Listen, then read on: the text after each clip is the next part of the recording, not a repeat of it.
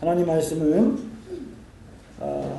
고린도전서 4장 14절부터 21절 말씀입니다. 신약성경 고린도전서 4장 14절부터 21절 말씀을 저와 여러분이 한 절씩 큰 목소리로 교독하도록 하겠습니다. 내가 너희를 부끄럽게 하려고 이것을 쓰는 것이 아니라 오직 너희를 내 사랑하는 자녀같이 권하려 하는 것이라. 그리스도 안에서 일만 스승이 있으되 아비는 많지 아니하니 그리스도 예수 안에서 복음으로써 내가 너희를 낳았으니라. 그러므로 내가 너희에게 권하노니 너희는 나를 본받는 자 되라. 이를 인하여 내가 주 안에서 내 사랑하고 신실한 아들 디모데를 너희에게 보내노니 저가 너희와 하여금 그리스도 예수 안에서 나의 행사 곧 내가 각처 각 교회에서 가르치는 것을 생각나게 하리라. 어떤 이들은 내가 너희에게 나아가지 아니할 것 같이 스스로 교만하여졌으나 그러나 주께서 알아가시면 내가 너희에게 속히 나아가서 교만한 자의 말을 알아볼 것이 아니라 오직 그 능력을 알아보겠으니 하나님의 나라는 말에 있지 아니하고 오직 능력에 있음이라. 너희가 무엇을 원하느냐 내가 너희를 가지고 너희에게 나아가랴. 사랑과 온유한 마음으로 나아가랴. 아멘. 득인위최라고 하는 말이 있습니다. 득인위최라고 하는 말은 인재를 얻는 것이 최고로 중요하다는 세종대왕의 말입니다. 한글을 만들었던 세종대왕의 가장 즐겨 쓰는 용어 가운데 하나가 바로 득인위최라고 하는 말입니다. 흔히 인사가 만사다. 인재를 잘 등용하고 인재를 적재적소에 배치하면 모든 일이 잘 된다라고 하는 인사가 만사다라고 하는 말의 세종식 표현이 득인위최라고 할 수 있습니다. 소위 리더십을 이야기할 때 꼭 빠지지 않는 인물이 있는데 그가 바로 세종입니다. 세종의 리더십에는 득인위최가 있습니다. 세종의 인재 등용에 대해서 130년 이후에 율곡 이인은 이렇게 말했습니다. 세종대왕은 사람을 쓰되 자기 몸과 같이 하였다. 현인과 즉 지혜로운 사람과 재능 있는 사람을 쓰되 그 부류를 출신을 따지지 않았다. 또한 임용한 사람의 말을 채택할 때 오롯이 하여 참소와 이간질이 들어갈 수 없었다. 또 지위가 그 재능에 합당하면 종신토록 그를 바꾸지 않았다라고 평가하고 있습니다. 어떤 의미에서 세종의 리더십은 당시에 형식적이고도 권위주의를 타파한 아비의 리더십, 좀 더 파격적으로 표현하자면 형림 리더십이라고 할 수 있을 것입니다. 왕이 인재를 소중히 여기고 인맥이나 지연이나 혈연이나 학연이나 이런 것들이 아닌 오로지 덕망과 재능으로 발탁하는 것은 결코 쉬운 일이 아닙니다. 더더군다나 인재를 왕이 자기 몸과 같이 보살핀다고 하는 것은 더더욱 쉬운 일이 아닐 것입니다. 그러나 세종은 인재들을 세심히 보살피고 존중했으며 여러분 잘 아시는 것처럼 집현전과 성균관을 통해서 많은 학자들을 양성했고 소위 띵크탱크라고 하는 그러한 기관을 통해서 나라를 이끌어갈 미래의 인재들을 만들었던 것입니다. 그리고 아주 파격적으로 그러한 인재들과 그러한 젊은 유생들과 함께 격의 없이 어전회의를 했고 계속해서 인재들을 발굴하고 등용했습니다. 그의 리더십을 다른 말로 하면 어떤 의미에서 소통의 리더십이라고 할 수 있을 것입니다. 오늘날 우리가 살고 있는 이 시대는 진실한 지도자를 찾기를 원하고 있는 시대입니다. 진실한 지도자를 갈망하는 시대입니다. 이 말은 오늘날 우리가 살고 있는 이 시대에 진실한 지도자가 부재하다는 반증이기도 합니다. 오늘날 소위 수많은 가난한 신자가 진실한 교회를 찾고 있습니다. 교회를 안 나가신 자, 거꾸로 하면 가난한 신자이지요. 그런 사람들이 진실한 교회를 찾고 있다는 말입니다. 물론 그러한 분들이 모두가 다 교회를 안 나가는 것을 정당화하고 합리화할 수는 없을 것입니다. 그러나 그들이 진실한 교회를 찾고 있다는 것은 의심의 여지가 없어 보입니다. 이 말은 진실한 목사, 진실한 설교자를 찾고 있다는 반증이기도 합니다. 교인들을 세종대왕처럼 그가 말했던 것처럼 자기 몸과 같이 아끼고 보살피는 사람들, 그렇게 교인들을, 성도들을 자기 몸과 같이 아끼고 보살피는 사역자를 찾고 싶다는 것이죠. 오늘 본문의 말씀은 우리에게 참된 지도자의 전형을 보여주고 있습니다. 여기서 말하고 있는 지도자는 대단히 특별한 지도자입니다. 왜냐하면 16절 말씀에 보니까 이 지도자는 친히 교인들에게 자신만만하게, 너무나도 자신만만하게 뭐라고 외치고 있습니까? 너희는 나를 본받는 자 되라 라고 외치고 있기 때문입니다. 너희는 나를 본받는 자 되라. 나야말로 너희들이 본받아야 할 리더의 전형이다 라고 명령하고 있기 때문입니다. 바울처럼 이토록 자신만만하게 자기 자신을 본받는 자들하고 말하는 지도자가 과연 세상에 몇 명이나 되겠습니까? 오늘날 한국교회에 존재하는 수많은 목사님들 가운데 나를 본받아라, 나를 지도자로 좀 본받고 따라와라 라고 자신있게 말할 수 있는 분이 과연 몇 분이나 되겠습니까?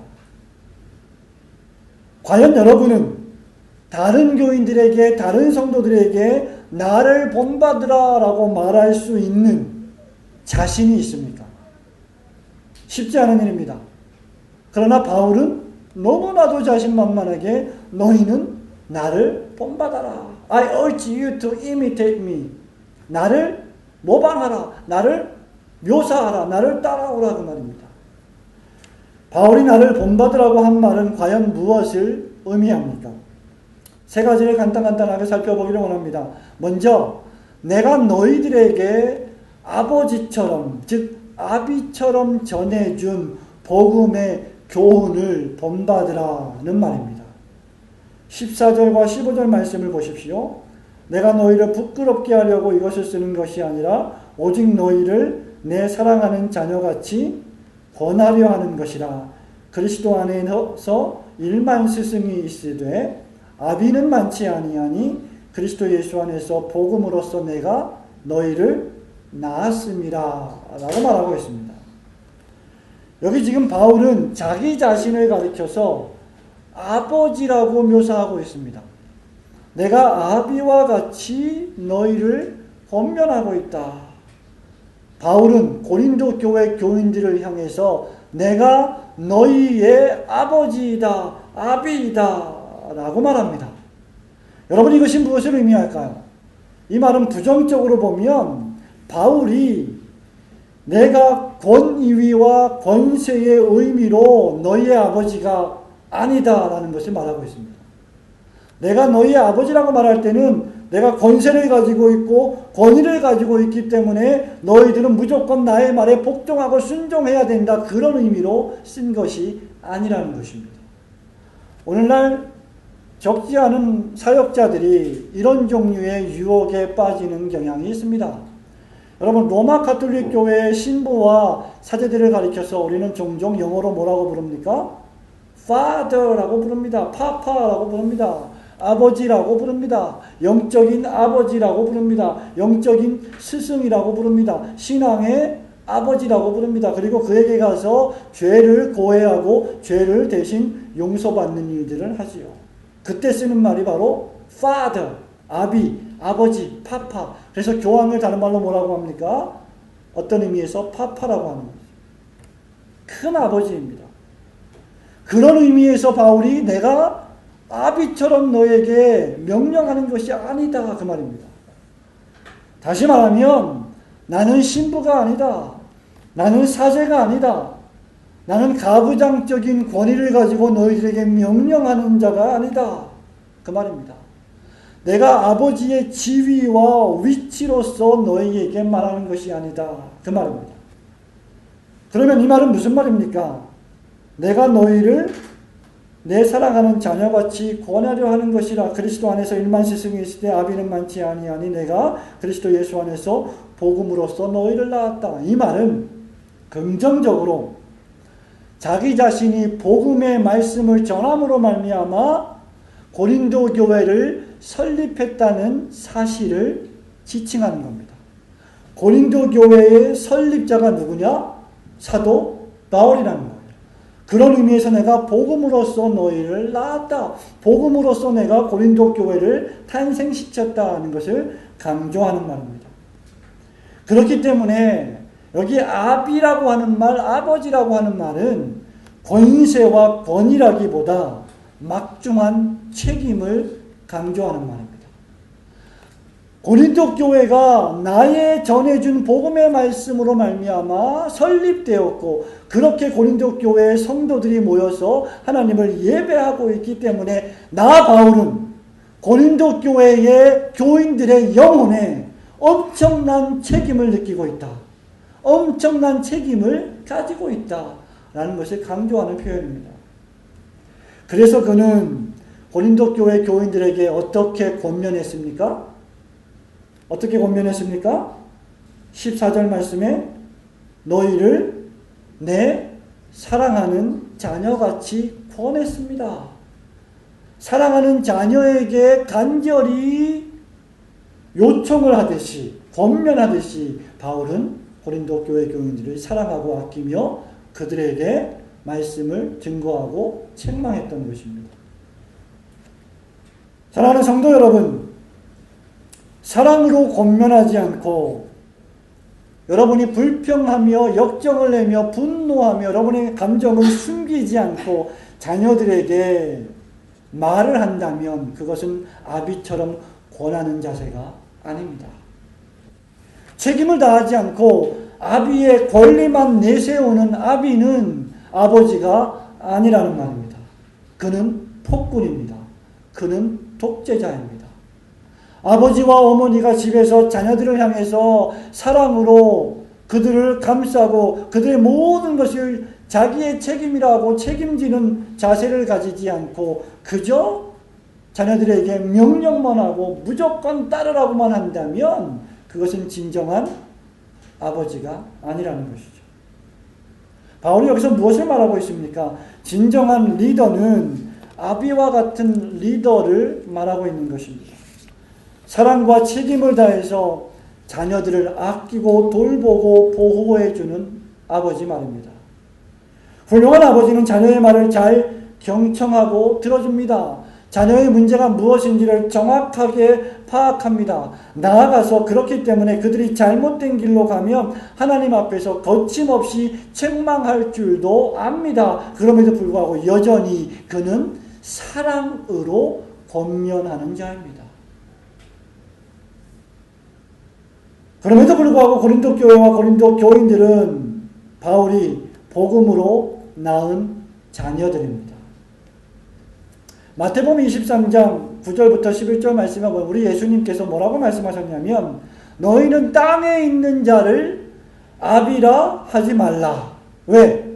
너희의 아버지는 오직 하나이시니 곧 하늘에 계신 하나님이시니라. 여러분, 목사를 아버지라고 부르면 안 됩니다.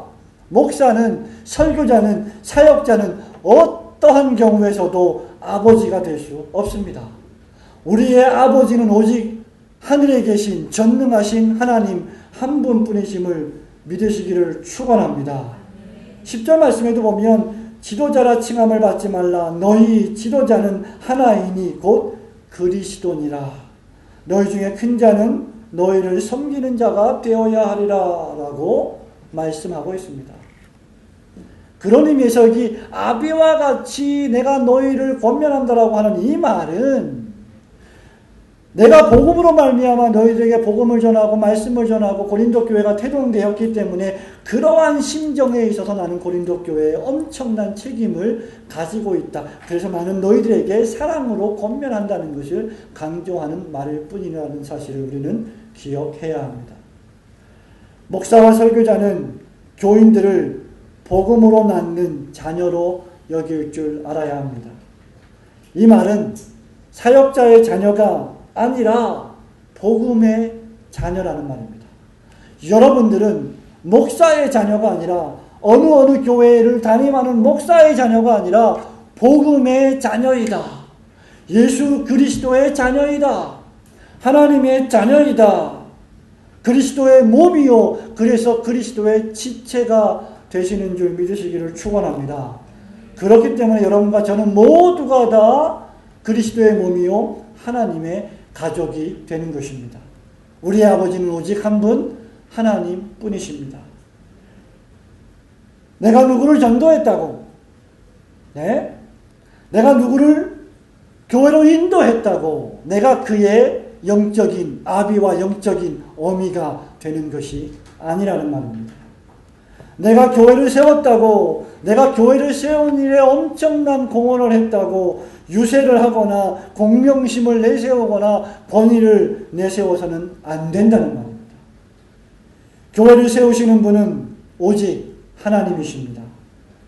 여러분, 이제까지 14주 동안 우리가 고린도전서 1장, 2장, 3장, 4장을 공부한 결론이 무엇입니까? 바울은 심었고 아볼로는 물을 주었으되 자라나게 하시는 이는 하나님 뿐이니라. 여러분 믿으십니까? 바로 이것입니다. 우리는 하나님의 자녀로서 서로 큰 하나님의 집을 지어갈 때에 서로 연결되어지는 벽돌처럼 서로가 서로를 쌓고 붙이고 이어주는 사람들로 겸손하게 사역해야 한다는 것입니다. 그러므로 우리는 교회 안에서 결코 폭군처럼 굴어서는 안 됩니다. 왕처럼 굴어서는 안 됩니다. 사역자들은 그가 목사이든지 장로이든지 권사이든지 집사이든지 그 어떤 직분자들이든지 왕인 동시에 왕같은 제사장인 동시에 그리스도의 노예요 그리스도의 종들임을 우리는 명심해야 합니다. 여러분 자신을 잘 바라보시기 바랍니다. 여러분은 과연 사꾼이 아닌 사랑의 아버지처럼 경청하며 다른 성도들에게 귀를 기울이는 소통하는 지도자인가? 아니면 내 마음대로 살아가는 사람들인가? 아버지처럼 전해준 복음의 교훈을 본받으며 겸손하게 그리스도를 사랑하고 교회를 세워가는 여러분 되시기를 축원합니다. 두 번째로 우리가 살펴보아야 할 나 자신을 본받으라, 나를 본받으라 라고 하는 이 말씀은 나의 행실을 본받으라는 바울의 권면의 말씀입니다. 17절 말씀을 보십시오. 이를 인하여 내가 주 안에서 사랑하고 신실한 아들 디모데를 너희에게 보내었나니 저가 너희로 하여금 그리스도 예수 안에서 나의 행사 곧 내가 각 교회에서 가르치는 것을 생각나게 하리라. 바울은 디모데를 보냈습니다. 디모데가 해야 할 일은 무엇입니까? 그리스도 예수 안에서 바울이 이제까지 했었던 모든 일들, 마치 성령께서 오실 때 예수 그리스도께서 행하신 모든 일들을 우리들로 하여금 생각나게 하는 것처럼 디모데의 사역은 사도 바울이 고린도 교회를 향해서 했던 모든 말과 행동과 언행심사 모든 것들을 생각나게 하는 것이었습니다. 다시 말하면 사도 바울의 삶의 방식, The way of life, 사도 바울의 삶의 체계, 삶의 가치관을 다시 한번 고린도 교인들로 하여금 생각나게 하는 것이었습니다. 사랑하는 성도 여러분, 사도 바울의 삶의 방식이 무엇이었습니까? 사도 바울의 삶의 방식은 단 한 가지였습니다. 2장 2절입니다. 내가 너희 중에서 예수 그리스도와 그의 십자가에 못 박히신 것 외에는 아무것도 알지 아니하기로 작정하였습니다. 바울은 그리스도와 그리스도의 십자가에 못 박히신 것 외에는 다른 것을 알지 않기로 작정하는 겁니다. 다시 말하면 바울은 그리스도를 본받았고 그리스도의 십자가의 삶을 살았던 산 증인입니다. 바울이 지금 이렇게 말하는 것입니다. 내가 그리스도를 본받았으니 너희도 그리스도를 본받는 나 자신을 본받으라 하는 말입니다. 바울이 지금 하는 말은 바울이 잘났기 때문에, 바울이 뭔가 본받을 만한 점이 있기 때문에, 바울이 뭔가 재능이 뛰어나기 때문에, 바울이 뭔가 인격이 훌륭하고 고매하기 때문에가 아니라 내가 지금 그리스도와 그리스도의 십자가를 본받는 삶을 살아가고 있으니 그러한 그리스도를 본받는 나 자신을 너희들이 본받으라는 말입니다. 결론적으로 말하면 그리스도만을 본받으라는 말입니다. 저와 여러분이 본받아야 할 분은 단 한 분입니다. 예수 그리스도이십니다. 구약의 위대한 선지자, 신약의 위대한 사도들 모두가 다 오신 메시아를 본받으며 살았습니다. 그렇다고 하면 우리 역시 수많은 신앙의 위대한 선배들이 있지만 그런 사람들이 아니라 그들이 본받았던, 그들이 손가락으로 지시했던 그리스도만을 본받는 삶을 추구해야 할 줄로 믿습니다. 그런데 적지 않은 교인들이 그러한 그리스도를 바라보지 않고 제가 말씀드렸다시피 그리스도를 지시하는 손가락에 불과한 목사들, 손가락에 불과한 사역자들, 손가락에 불과한 인간 사람들을 너무 집중한다 이 말입니다. 그것이 고린도 교회의 최대 실책이었다는 것입니다. 바울, 아볼로, 베드로가 중심이 아니라 그들이 지시했던 그리스도, 그들이 복음으로 설교했던 그리스도에게 우리의 시선을 고정시켜야 한다는 것입니다. 바울이 지난 시간을 통해 끊임없이 강조했던 것이 무엇이었습니까? 너희들은 그리스도를 본받으라. 그리스도를 바라보라. 그리스도의 십자가에 너희들의 모든 언행심사를 고정시켜라. 그것이 바울의 권면의 핵심이었습니다. 여러분, 이 바울의 자기 자신의 자신만만한 이러한 권면, 나의 행실을 본받아라. 나의 행실이 어떠한지 너희들이 보고 좀 배우라. 두 가지입니다. 하나는 자기 희생입니다. 사도 바울을 보십시오. 복음을 위하여 사도 바울만큼 자기를 헌신시키고 희생했던 인물을 손꼽아 보십시오. 역사상 2000년 기독교 역사상, 아니 6000년 세상 역사상 사도 바울만큼 자신의 삶을 송두리째 그리스도께 바쳤던 인물이 과연 누구이겠습니까? 그는 복음을 위하여, 전도를 위하여, 선교를 위하여 자신의 인생을 완전히 보냈던, 소멸했던 위대한 선교사였습니다. 자신의 생명을 버리기까지 아낌없이 그리스도와 그분의 십자가를 위하여 던진 인생, 그 이름 바울입니다. 그래서 그는 항상 자기의 일평생의 소원이 내 몸에서 나보다 그리스도만 존귀히 된다면, 그리스도만 높아진다면 나는 죽어도 상관이 없다 라고 고백한 인물이 아닙니까? 그래서 내가 사나 죽으나 그리스도의 것이다. 그래서 나의 나 된 것은 오로지 철저하게 하나님의 은혜뿐이다 라고 말했던 것입니다. 그 두 번째가 무엇입니까? 바울은 그의 가르침과 그의 삶이 일치했던 인물입니다. 쉬운 말로 신행 일치의 삶을 살았던 인물입니다. 이것이 그의 행실이었습니다. 자기 희생과 신행 일치의 삶. 고린도전서를 강의했던 홍인규 목사님은 이 바울의 행실을 이렇게 정의합니다. 십자가에 달린 그리스도와 일치하는 생활 방식. 모든 사역자들이 바로 이 지점에서 실패합니다. 교회를 사역하는 모든 종류의 사역자들이 지금 이 십자가에 달린 그리스도와 일치하는 생활 방식을 추구하기만 한다면 지구상에 있는 모든 교회의 수많은 문제들은 완전히 사라질 것입니다. 왜 교회에 그렇게 많은 문제가 발생합니까? 그리스도와 일치하는 생활 방식을 살지 않기 때문입니다. 십자가를 지지 않기 때문입니다. 자기를 희생하지 않기 때문입니다. 자기의 기득권을 지키려고 하기 때문입니다.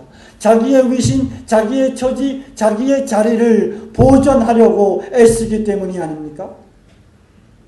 누구라도 그리스도의 십자가를 따라서 자기를 희생하려고 기꺼이 내려놓는다고 하면 우리 주위에서 벌어지고 있는 수많은 교회에 관계된 신자들과 관계된 기독교와 관계된 문제들은 상당 부분 해결될 줄로 믿습니다. 그 지점에 여러분들이 서 계신 것입니다. 어린아이는 부모로부터 배웁니다. 우리 교회에 어린아이들이 많이 있지만 이 아이들은 누구를 통해서 배웁니까? 부모를 통해서 배웁니다. 불신자들은 누구를 통해서 배웁니까? 신자들을 통해서 기독교를 배웁니다. 예수를 배웁니다. 예수를 안 믿는 자들은 예수를 믿는 자들을 통해서 예수를 바라보게 되어 있습니다. 지금 고린도 교인들에게 필요한 것은 십자가 복음의 길을 실천하며 따라가는 산 증인 노릇입니다. 그런데 고린도 교회는 그것을 실패하고 있는 것이죠.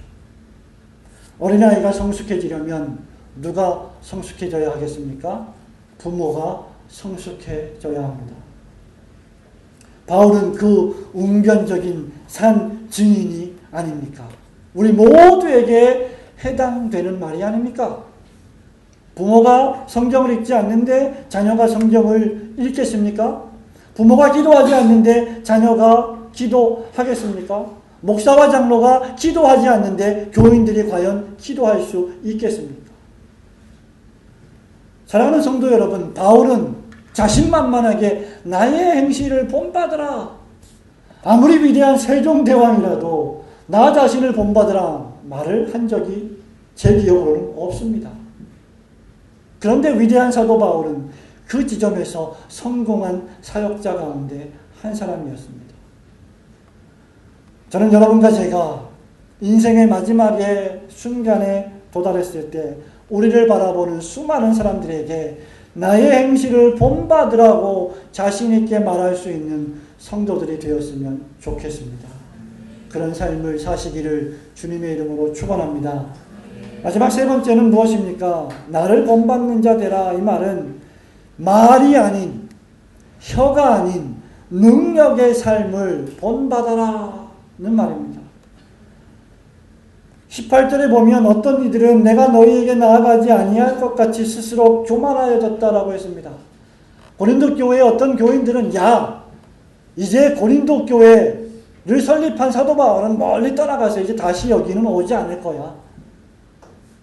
우리는 바울보다는 아볼로가 더 좋고 바울의 후임이었던 아볼로가 훨씬 사역을 잘하고 말씀도 잘 전하고 또 베드로도 있기 때문에 바울은 필요 없어 라고 교만하게 선줄로 생각한 교인들이 있었습니다. 그러한 자들에게 바울은 19절에서 이렇게 말합니다. 주께서 허락하시면 내가 너희에게 속히 나아가서 교만한 자의 말을 알아볼 것이라. 아니라 오직 그 능력을 알아보겠으니. 20절 말씀에 결론적으로 이렇게 말합니다. 하나님의 나라는 말에 있지 아니하고 오직 능력에 있습니다. 여러분 이 말씀을 이해하시겠습니까?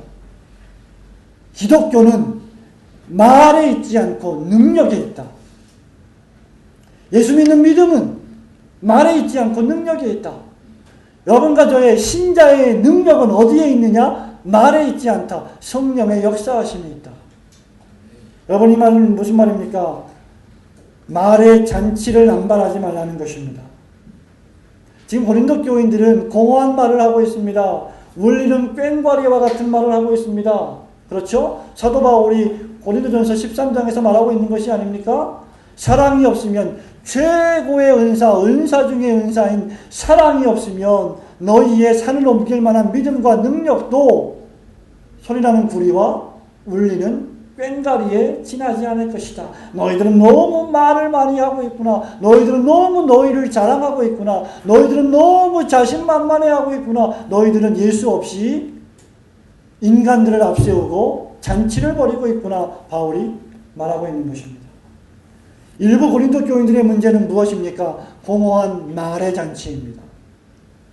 복음의 능력은 무엇입니까? 십자가입니다. 십자가의 능력이요, 성령의 능력이요, 실천의 능력입니다. 여러분과 제가 얼마든지 옳은 말을 할 수 있습니다. 바른 말을 할 수 있습니다. 맞는 말을 할 수 있습니다. 그럴듯한 말을 할 수 있습니다. 합리적인 말을 할 수 있습니다. 그러나 그 옳은 말을 하는 것과 그것을 실천하는 것은 하늘과 땅 차이입니다. 아무리 말을 번지르하게 잘한다 할지라도 그것을 전혀 실천하지 않는다면 그에게 무슨 능력이 임하겠습니까? 그러한 자의 대표적인 사람들이 누굽니까? 바리새인들입니다. 우리는 말만 번지르하게 해서는 안 됩니다. 성령 하나님의 능력을 우리는 체험해야 합니다. 그런 의미에서 우리는 숫자를 믿어서는 안 됩니다. 숫자에 민감해 하시지 마시기 바랍니다. 하나님의 역사는 말에 있지 않습니다. 숫자에 있지 않습니다. 어디에 있습니까? 성령님의 능력에 있습니다. 기독교는 그런 의미에서 성령의 능력입니다. 똑같은 저자인 사도 바울이 고린도후서 10장 4절과 5절에서 우리의 싸우는 병기는 육체에 속한 것이 아니요 오직 하나님 앞에서 견고한 진을 파하는 강력이라. 모든 이론을 파하며 하나님 아는 것을 대적하여 높아진 것을 다 파하고 모든 생각을 사로잡아 그리스도에게 복종케 하니라고 말씀했습니다. 우리가 싸우는 능력은 어디에 속하지 않았다고요? 육체에 속하지 않았단 말입니다. 우리가 싸우는 싸움은 눈에 보이는 싸움이 아니라는 겁니다. 우리가 싸우는 싸움은 영적인 싸움이라는 것입니다. 그러니까 숫자 가지고 싸우지 말라는 것입니다. 숫자 노름하지 말라는 것입니다. 숫자가 많으면 능력이 없고 숫자가 적으면 능력이 없고가 아니라는 것입니다. 죄인을 성도로 만드는 능력이 지금 벌어지고 있습니까? 지금 이 교회에서 자신의 삶을 변화시켜 그리스도의 제자로 만드는 능력이 벌어지고 있습니까? 그렇다고 하면 바로 그곳에 능력이 있는 것입니다. 아무리 많은 숫자가 모인다 할지라도 죄인을 변화시켜서 의인 만드는 능력의 역사가 일어나지 않는다면, 알코올 중독자가 변화되어서 술을 끊고 그리스도 앞에 나와서 그리스도의 제자로 살겠다고 변화되는 역사가 안 벌어진다면 능력이 없는 것입니다. 교회를 나오지 않고 그리스도를 믿지 않고 신자된 삶을 살지 않았던 사람들이 교회를 나오고 그리스도를 믿고 예배를 드리며 찬송하며 기도하며 예수의 제자로 헌신하는 삶을 살아가고 있다면 그곳에 능력이 임하는 것입니다. 변화의 능력이 지금 이 순간 우리에게 있느냐는 것입니다. 그것입니다. 여러분, 너무 말을 많이 하지 마십시오. 기독교는 능력의 종교입니다. 혀의 종교가 아닙니다. 그래서 우리 예수님 항상 하시는 말씀이 무엇입니까? 너희가 말과 혀로만 사랑하지 말고 행함과 진실함으로 사랑하라. 100번 1000번 내가 당신을 사랑합니다라고 말하면 무엇합니까? 사랑하는 실천을 해야 하지 않겠습니까? 예수님 사랑합니다 사랑합니다라고 고백만 하면 무엇입니까? 사랑하는 실천의 모습을 보여야 하지 않겠습니까? 그 방법은, 그 모습은 여러 가지로 나타날 수 있습니다. 사랑하는 성도 여러분, 말씀을 맺습니다. 바울은 21절에서 너희가 무엇을 원하느냐? 내가 매를 가지고 너희에게 나아가랴. 사랑과 온유한 마음으로 나아가랴. 라고 말하고 있습니다. 바울은 아버지의 심정으로 자신이 설립한 교회가 누구보다도 잘 되기를 원했던 뜨거운 열정의 사람이었습니다. 그래서 그는 필요하다고 하면 책망과 매를 가지고 고린도 교회에 나아갈 용의가 있지만 더욱더 사랑과 온유한 마음으로 나아가기를 소원했습니다. 다른 사람에게 영향을 끼치는 사람은 누구나 리더다라는 말이 있습니다. 여러분의 말과 여러분의 생각과 여러분의 행동으로 말미암아 어떤 누군가가 영향을 받는다면 여러분은 리더입니다. 그렇다고 하면 리더가 취해야 될 가장 중요한 자세는 로드십이 아닙니다. 주인된 자세가 아닙니다. 주인된 권세가 아닙니다. 주인은 오직 예수 그리스도뿐이십니다. 우리가 취해야 할 자세는 리더의 자세입니다. 리딩하는 자세, 이끌어가는 자세입니다. 그 이끌어가는 자세의 리더는 누구입니까? 그 이끌어갈 최종 목표에 먼저 솔선수범해서 걸어가는 사람입니다. 그 사람을 가리켜서 우리는 리더라고 합니다. 명령만 하고 본인은 희생하지 않고 본인은 앞장서서 가지 않는다면 그는 리더가 아닙니다. 사랑하는 성도 여러분, 저는 우리 교회 모든 성도들이 이런 의미에서 진정한 교회의 리더가 되기를 소원합니다. 예수 그리스도를 손가락으로 지시하며 예수 그리스도의 십자가에 못 박히심을 여러분의 손가락으로 지시하며 그 지시하신 그 목표를 바라보고 그분을 향해서 매일매일 한순간순간 여러분의 물질과 마음과 시간과 몸과 생각을 다 들여서 먼저 걸어감으로 말미암아 여러분에게 영향을 받는 자들이 여러분이 걷고 있는 그 길을 따라오게 만드는 위대한 리더들이 되시기를 주님의 이름으로 축원합니다.